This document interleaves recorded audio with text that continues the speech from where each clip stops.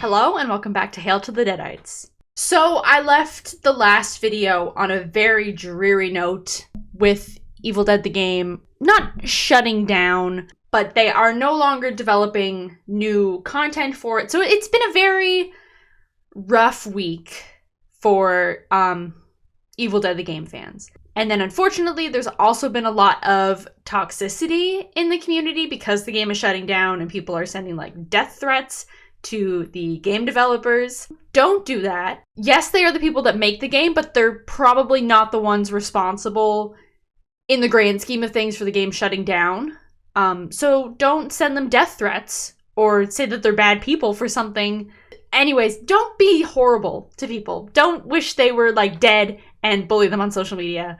I just had to get that out there before I do this episode because I have seen some ridiculous things, specifically on like Twitter and stuff from other Evil Dead fans aimed at Saber and its employees and stuff like that. So just cut that shit out.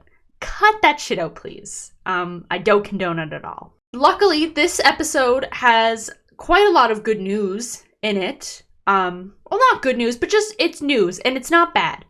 No one is going to be sad at the end of this episode. Nothing is shutting down. In this, like everything I'm covering here it's good. It's good news. It's good news. It's news, but it's good news. It's not anything bad. So I say we should just jump into this. It did take me, I sort of wanted to do a video that was going to be a little bit lengthier to cover like a bunch of topics instead of just doing like 2 or 3 minute videos to cover one thing at a time. Anyways, this is going to be a grand scheme sweeping of things to cover. So first up, Magic the Gathering is doing Evil Dead cards, and they look really fucking cool. So it's called the Evil Dead Secret Lair, and it's available today, October 2nd, as part of the Spooky Drop 2023. So there's 6 cards in total, so I thought it would be fun to go through them one by one with you guys, and just check them out. I mean, I've already looked at them, but it's fun to share my thoughts with you guys. I love to hear what you have to say about my opinions. So first off, we've got Ash, the Destined Survivor.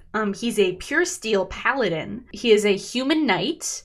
Whenever an equipment enters the battlefield under your control, you may draw a card. I don't know anything about Magic the Gathering. I tried to learn it as a kid. I didn't. I like the art. They're just cool to look at. I'm almost wondering if whoever did the art for these did the art for like the art book for Evil Dead the game. I should look into that. So Ash's card's super cool. I mean, it's Ash. Everything is going to be cool. Then next up, this is probably my favorite. No, it's my second favorite. This is my second favorite card. It's Linda the Kandarian Queen. I mean, I love Linda, and we got to have Betsy Baker on the podcast, and I got to show her the painting of her I did.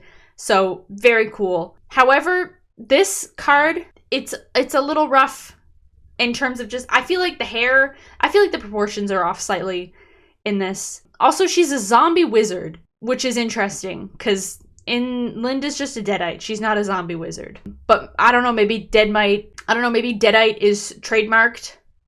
Maybe they didn't want to confuse it with Hail to the Deadites. I don't know. But yeah, Linda the Zombie Wizard. This art is cool. I like the color palette they did. So, very cool. Moving on, we've got, lo and behold, the Cabin of the Dead. It is land. Yeah. I don't understand what any of this stuff means.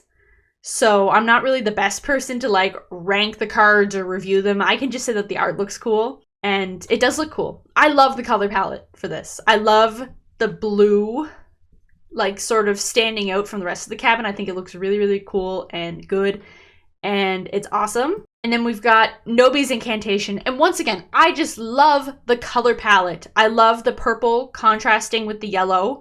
We're literally doing art critiques here now. It is so nice to look at and so cool. It's really awesome. There's an incantation at the bottom. I think that's like the incantation from the first movie. But however, it does say zombie apocalypse here under Nobi's Incantation. So I feel like Deadites have just been rebranded as zombies for Magic the Gathering, probably not to confuse people, instead of having to put on like a sticky note next to your deck being like, by the way, any card that says Deadite is actually a zombie. So moving on from that, we've got Destroy the Dead. And I really love that they stuck with like all the Evil Dead art stuff. Like, they're not doing like anything from Evil Dead 2 or Army of Darkness or anything like that. The original movie holds such a special place in my heart, and I love that the art is solely focused on that movie and stuff. This art also looks fantastic. I love like the blue and the orange contrasting. The Necronomicon's there. It looks dope. Ash looks great. They really captured Bruce Campbell's likeness. And then we've got Shelley in the background, or that's Cheryl actually. Yeah, we've got Cheryl in the background. Then this is my favorite card, because I love Cheryl. The zombie card. As I just said, I think Deadites have been rebranded as zombies for this card collection, but the art is just fantastic. They got Ellen Sandweiss's face down perfectly. It looks so good. They gave her a lot bigger hair than she had in the movie, but honestly, I'm digging it, and I love it. I love it. And then you can see all 6 cards together here. They do have like a foil edition and like non-foil. So the foil cards are going to be like shiny cards. They'll like be like holographic or whatever. When you like turn them, they'll like shine in the light. And then the foil ones are just foil. Also, for any Canadians watching, if you're worried about shipping, it's only $12 US, which honestly isn't that bad. I went to buy something today from the States, and the shipping on it was $30 US for like a shirt. I flipped my wig. I don't even wear a wig. I was flipping my wig. Ridiculous. So moving on from that, as it is October now, Lee Cronin has sort of revived his Twitter thread of behind the scenes stuff from Evil Dead Rise. And from now leading up to Halloween, he will be posting a different behind the scenes image every day that we haven't seen before.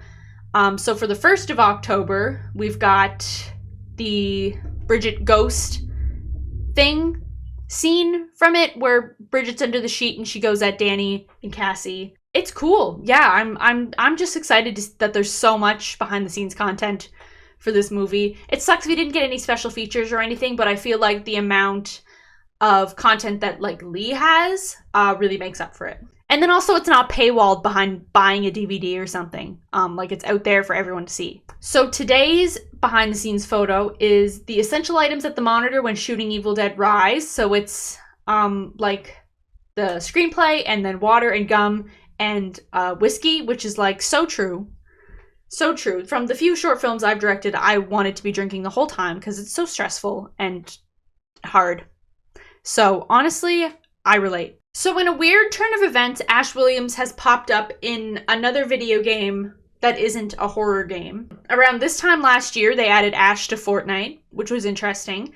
But now you can play as Ash in Modern Warfare 2 and Call of Duty Warzone 2. I mean, to be fair, the model that they have for Ash looks a lot better than the one that they have for Dead by Daylight. So honestly, props for trying, because sometimes I think about the model they have of him for Dead by Daylight, and it's like, who is this man? I don't know who this man is. You can kind of see it better in this picture from Twitter. There he is. He's got the boomstick weapon blueprints and plenty of gear to slay Deadites and primitive screwheads. So cool for them to do that for like Halloween and stuff. Commendable. Tapping into the horror fan base with this type of thing. And then this is just a closer look at the render of him in-game, and honestly, it doesn't look that bad. It could, like, I'm really glad that they did, like, the blood unibrow thing that he has in Evil Dead 2 for most of the movie. I think it actually looks really good, and they did manage to capture Bruce's likeness quite well. Let me pull up a reference of what he looked like in Dead by Daylight. Yeah, so this is what he looked like in Dead by Daylight. The first one wasn't so bad. Wasn't completely awful. I mean, obviously, I think it looks... Yeah, it's a little bit goofier looking in-game. And then they added a new skin a couple months ago, and this is what it looked like. Who is that? Literally, who is this man? I don't know him. And it is horrible to look at. I hate this render. I hate this. This is why I will never play Dead by Daylight. Honestly, that's why I'll never play it, because this render of Ash is terrible. It's so bad. Moving on from that, I've had this video on my watch list for about 2 weeks, and I haven't gotten around to watching it, but this guy found the time capsule from Evil Dead that they buried during the first movie. Let's see what's in it. All kinds of little props and stuff. And then, yeah, he says, I dug it up in 2011, had it stashed in my office drawer ever since, and then went to meet Sam Raimi at Texas Frightmare, and he confirmed that it was the time capsule, which is very cool and stuff. And I would go recommend checking out this video. I will probably watch it once I finish recording and editing this and getting it up for you guys. But it's super cool that that piece of Evil Dead history is now, like, found. Because one thing that is really sad about the original franchise is there's nothing left of it. And I've been working on a video about this for a while. But, like, sure, you can go to where the cabin was when they filmed the first movie. But the cabin's gone. The cabin burnt down. It's not there. You know, I'm sure over the years, people taking rocks from, like, what's left of the fireplace and the foundation, like, it's not going to be what it was ever again. And then Evil Dead 2, that was all filmed inside a school in North Carolina. School's abandoned and torn down, I think. So then, like, that whole location, where they have so much behind-the-scenes footage of them, like, using classrooms as, like, different offices for different departments while shooting the film, it's gone. And then, like, Army of Darkness obviously was a bigger studio film and they were able to build sets and stuff, but it's not like any of that sort of ever stuck around or anything. And then, yeah, it's just disappointing because you think about other horror franchises and, like, they have locations you can go visit and, like, stuff is still relatively the same. Like, you can go to the Myers house, like, the house from Nightmare on Elm Street is still there. The houses from Scream were an Airbnb and stuff. So it's just disappointing that the Evil Dead, which is such an important franchise in horror history, has no landmarks really available for fans to go see besides the site of the original film, but it's on private property. I don't think the owners really want people roaming around in the woods. I think I read on, like, the Book of the Dead site that they'll, like, shoot at you if you approach their property without permission. So, not really the most welcoming of places to go visit. However, I would love to go there someday. But there's nowhere to go and, like, sort of pay respects, in a sense, to a franchise people care about so deeply. That was a whole tangent. Anyways, back to what I was saying. Time capsule found, very cool. Go check out this video. And cool. So, moving on from that, if you remember last year, I think one of the episodes me and Chris did, it might have been before, like, one of the first 6 episodes we did, I think we talked about in the beginning. But anyways, the Mystic Museum is bringing back their Evil Dead exhibit, which is so cool. It's in Burbank, California, so obviously there's no way I could get my passport validated in time to go, or have the money to go. But it's really cool. But Chris has a lot of photos from it, and there's so much exclusive stuff that, like, isn't online that was available for people to look at and stuff, and they have really great merch. So if you're in, like, Burbank or California and you're an Evil Dead fan, you should really, really go check this out. I think it's totally worth going to see.